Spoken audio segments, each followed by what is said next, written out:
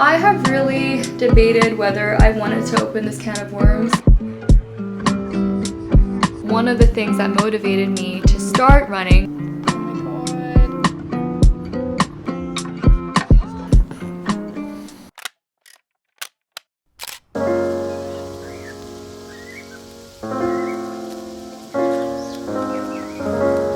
Today is Wednesday and I have decided to start the vlog midweek. I have a few things happening over the next few days that I thought would be fun to take you guys along for. So welcome to a few regular busy-ish days in my life. Let me heat up some food. I just prepped yesterday. I realized that I was having such a hard time with just having food in the fridge. If you guys don't know, I work from home, so I have the luxury of having my lunch at home, but I still feel like I need to have food ready or else it's just taking time away and I'd rather just heat things up.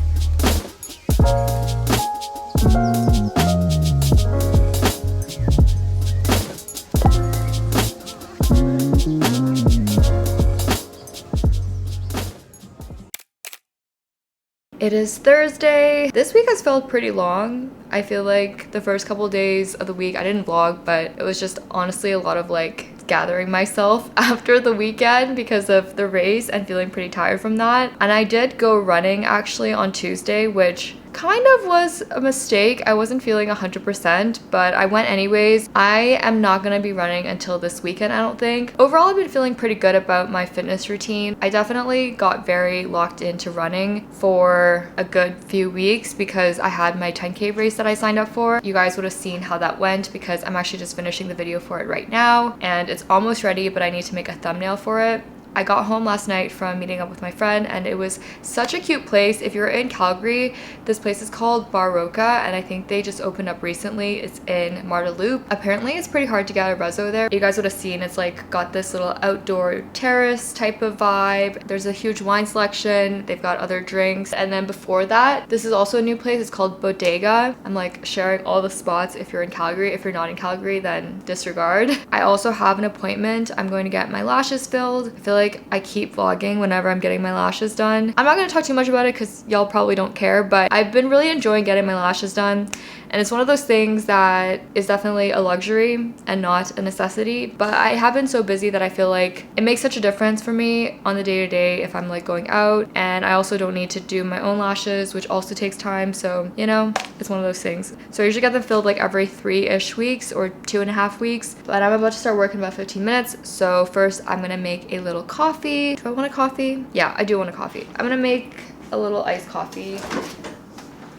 Iced coffee.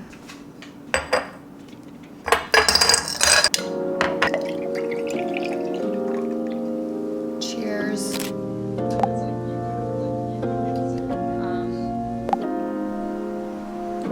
Are you ready for some stretching? A little bit.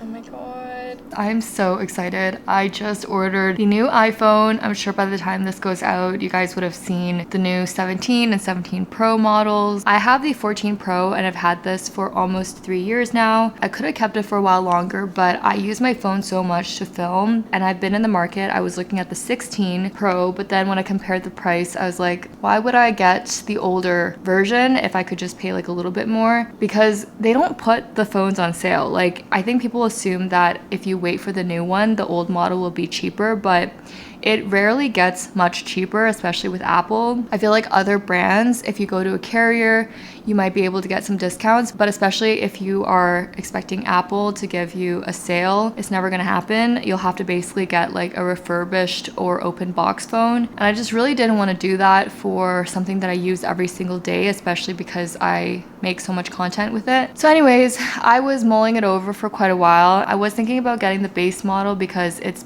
basically the best base model that's come out in years and years, but I realized I do really like having additional zoom. So even now when I use my 14 Pro and I'm at a concert, I often find it kind of hard to like zoom in as much as I want. So for that reason as well, I do have some travels coming up. I actually have like 3 trips in the next few months coming up, so I'm definitely gonna be on the go, and I do have amazing cameras that I can bring, but at the same time your phone is almost always with you. So after much consideration, I did decide to get the 17 Pro. It's gonna arrive in 1 week. I've never ordered a phone this early. I'm usually someone that waits a little bit longer, but because I have trips coming up, I want to get my phone synced. I want to return my phone because I'm going to trade it in. But yeah, happy Apple release day. It's also Friday and I have a really busy day ahead with work.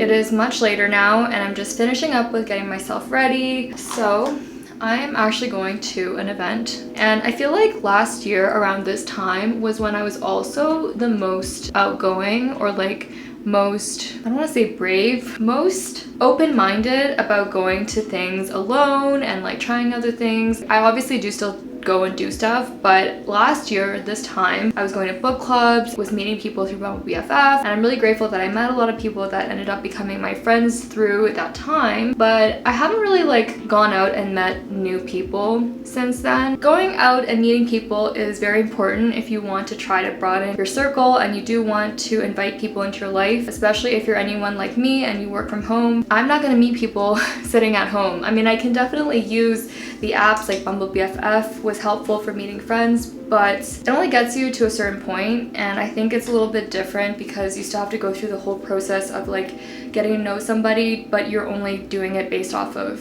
online interactions. So when it comes to the friends part of things, I think I really focus a lot of my time towards that. The other area of my life that I have not talked about, you guys have asked a couple questions already, is dating and how I'm going about that. I'm just about to do some curls in my hair, by the way, but I have really debated whether I wanted to open this can of worms because I really do believe in privacy with a lot of parts of my life. Any person that you watch online or that you follow, you're only really getting snippets of their life, so I think most people realize that. But when it comes to my love life, after last year and me moving out on my own and everything, it really made me kind of want to be more selective about what I share, because once you say something and once it's out in the universe, you can't really take it back. So I still really stand by not sharing everything. I don't think I'm ever going to be in a place where I want to share intimate details about the ins and outs of my dating life, or whenever I do get into a relationship, how things are going. But I do kind of want to open up because I'm realizing I'm not the only person going through this stage of their life. If this can be at all relatable and give you some sort of comfort in navigating the world of dating and meeting people, then at least we're supporting each other through this process. But I guess in short, I have dabbled in dating since last year. I just realized I spend so much of my time in other areas of my life on the internet, like with social media, with work. It's basically consumed like most of my day. So I would love the opportunity to meet people in person, which is why I'm getting ready to go to an event. I guess I'll just back up a bit. I definitely feel like there's moments where I think, oh, it would be nice to have a partner to do XYZ, because I think that's just a natural thing you think about. But at the same time, I'm not pressed to meet someone. I'm just such a firm believer that if things are meant to happen, the opportunities will present themselves. But because I work from home and I barely leave my house most of the time, I think I need to get myself out there. So that's what really interested me in this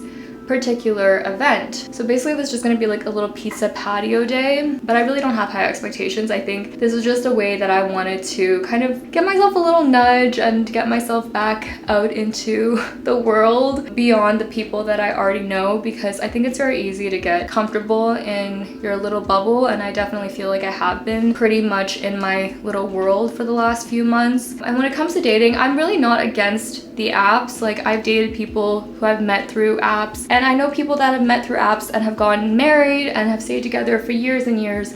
So I just I don't think like there's a right or wrong way to meet people. Also, a couple of you have asked me how I do my hair, and I'm doing it right now. But I use this extremely old Conair curling wand. It's the 1.5 inch. I do like the bigger barrel. I've had this for probably over 10 years at this point. I also just do them all facing outwards. I've tried to do it alternating and it does not look good when I do it like that. So yeah. Another piece about dating, since we're already on the topic. Again, I'm not ever going to talk about specifics, but in general, I've been seeing content that's very relatable among people around my age. I'm 28 by the way, so I feel like it's this stage of life where everyone is like either getting married, having a kid, just got out of a serious relationship, or running a marathon or going to Japan, which is basically like the meme of the year, you know? I can definitely relate. I did the Japan thing last year. I'm doing the running thing now. But on a serious note, this is the first time that I am meeting people and dating after my prefrontal lobe has fully formed. Let that sink in. I just think I have a clear sense of what my values are and what compatibility looks like, the things that I am looking for in a partner, things that I don't think I paid much attention to in the past. You just have lived experiences, right? I wouldn't know a lot of the things that I know about myself now if I hadn't gone through my past relationships and experiences, which makes dating at this point of my life feel very, very different. And if any of you guys feel comfortable with sharing your experiences, if you've gone through what I'm going through right now, I would love to hear any insights or learnings you've had. And if you are going through it with me, then have no fear, it will be okay. I just have a feeling things will always work out the way that they're supposed to, and it's always when you least expect it that I think you end up meeting someone. And I'm not saying I'm just waiting for it to happen, but I also feel like you just can't force anything, and I think it's really important to just take time to love yourself first. There's no perfect person is another thing that I've realized, and every person is gonna have their own things. I've got things that are probably super unappealing to people, but I have to find someone who is willing to work together through things like that, and also find that person who has things that I'm willing to work through with them. But there are some really core important things that are quite non-negotiable that I'm starting to realize. I was watching a reel about this where a guy was just saying like, this is the thing with dating at this stage of your life. If you have your career, you got your friends, you've built this world for yourself, if someone's gonna come into your life, they have to fit into that or add to that, and vice versa, versus having to shape your world to accommodate them or having to change who you are and stuff. Like, that's just not really the headspace that I'm in. So anyways, I feel like I've just rambled quite a bit. My curls are usually quite tight at first, but I let them fully cool down and then I just run my hands through them.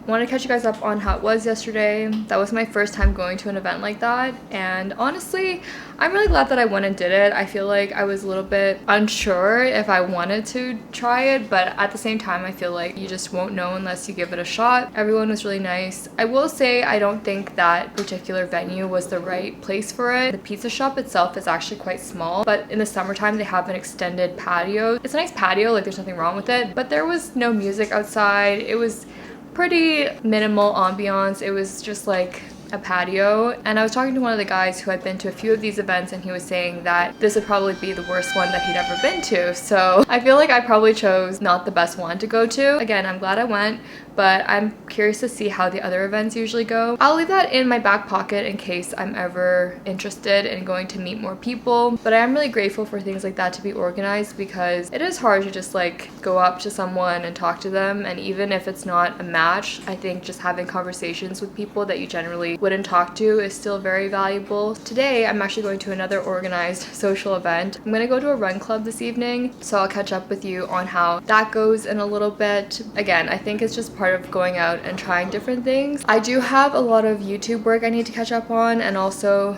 a little bit of cleaning, but I think I really need to focus on a video that I need to film, so I'm debating on filming that today, or well, there's no debate. I actually have to film it today, so I probably will take most of the day to do that before I get ready for the run club. But first, I need a coffee.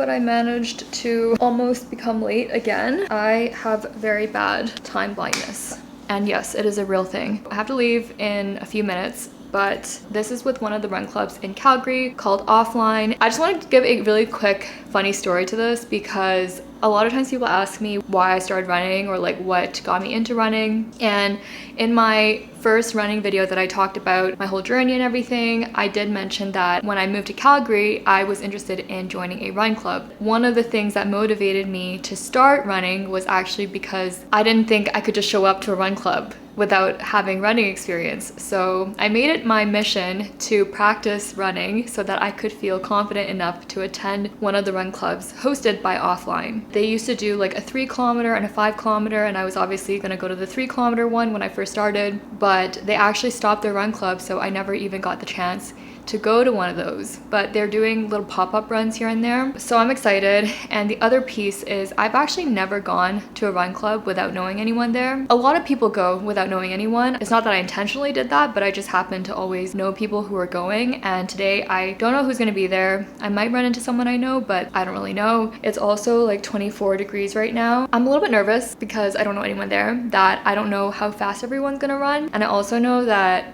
a lot of people that attend run clubs are generally faster than me, or in my head I think that. So this is your sign if you've been wanting to go to run club and you don't have anyone to go with. I'm gonna actually practice what I preach, and I will be conquering this fear today.